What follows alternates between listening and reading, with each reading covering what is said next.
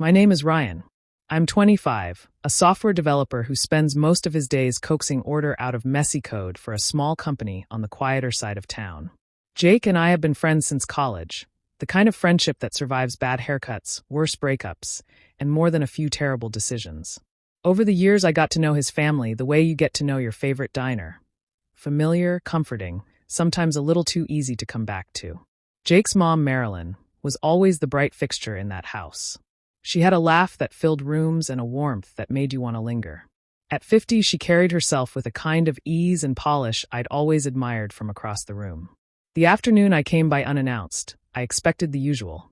Jake lost in a stack of backpacks, his mom fussing in the kitchen, us trading jokes about the traffic. I think that's why I didn't call. The spontaneity felt like part of the charm.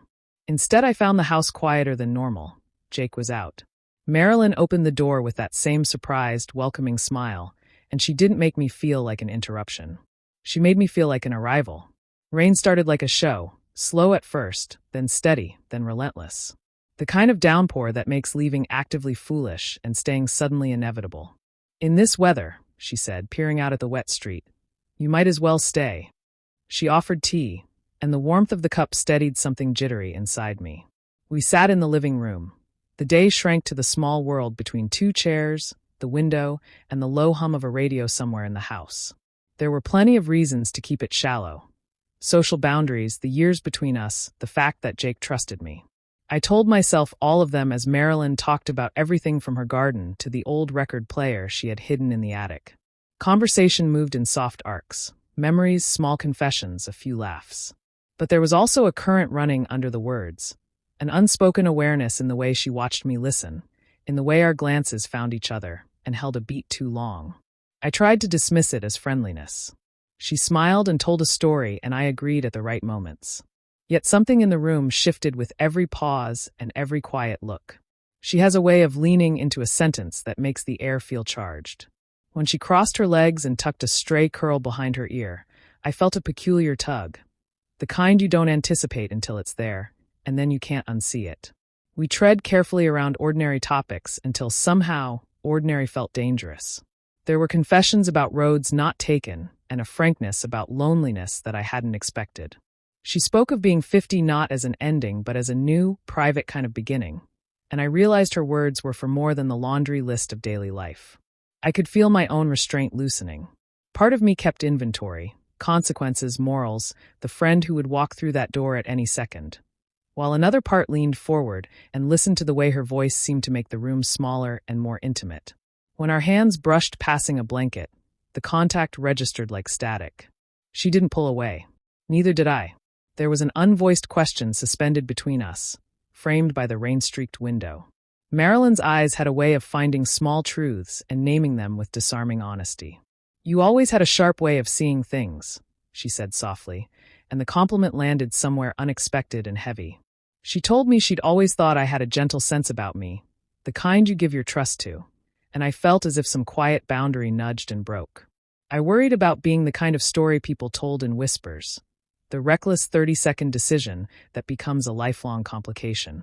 But desire, when it blooms later in life, doesn't read your schedule.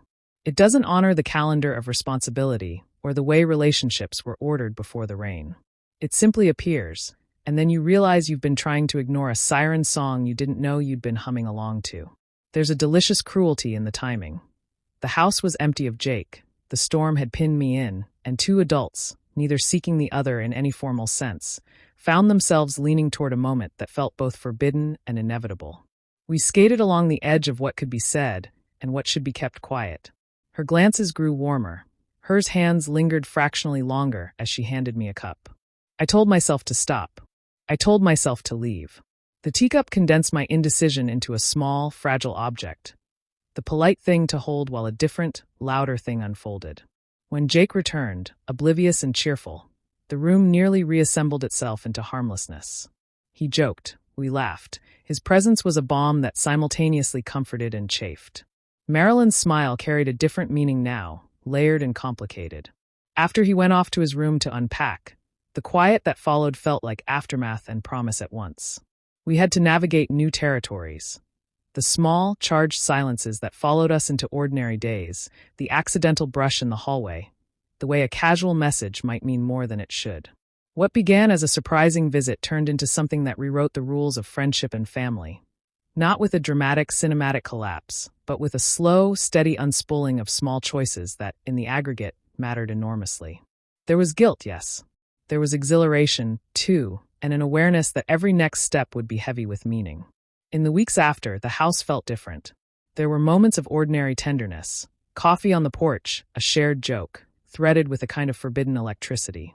I kept asking myself what it meant to be seen, to have someone look at you and know the small, private parts of yourself that you don't always reveal. Marilyn saw me in a way that felt intimate and unnerving, and even now, I'm still trying to reconcile the memory of that afternoon with the man I want to be. This is not a story that offers redemption neatly tied with a bow. It's messy and human and morally complicated. It's about how an ordinary life can bend in an afternoon, about the way desire and loneliness and kindness can tangle in ways you never anticipated. And perhaps most painfully, it's about the things we do when no one's looking, and the echoes those choices leave behind.